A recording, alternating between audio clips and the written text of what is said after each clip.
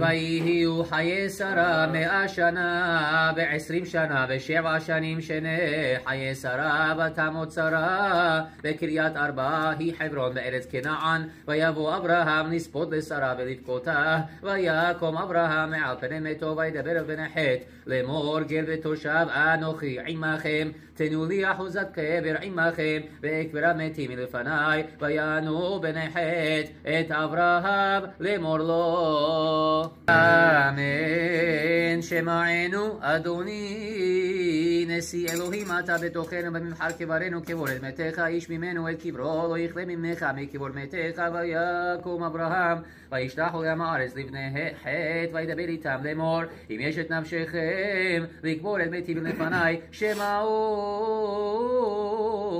ופיקו לי לעפרון בן צוחר וייתן לי את מערת המכפלה אשר בו אשר לו אשר בקצה שדהו בכסף מלא יתננה לי בתוככם לאחוז על קבר ועפרון יושב בתוך בני חת ויען עפרון החיתי את אברהם באוזני בני חת לכל באי שער עירו לאמור אין לו אדוני שמעני השדה נתתי לך והמערה אשר בו לך נתתיה ועיני בני עמי נתתיה לך קבור מתך וישתחו אברהם לפני עם הארץ וידבר אל עפרון באוזני עם הארץ לאמור אך אם אתה לו שמעני נתתי כסף השדה קח ממני ואקברה את מתי שמה ויען עפרון את אברהם לאמור לו אדוני שמעני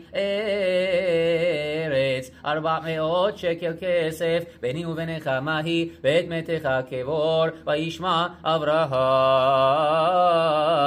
אל עפרון וישקול אברהם לעפרון את הכסף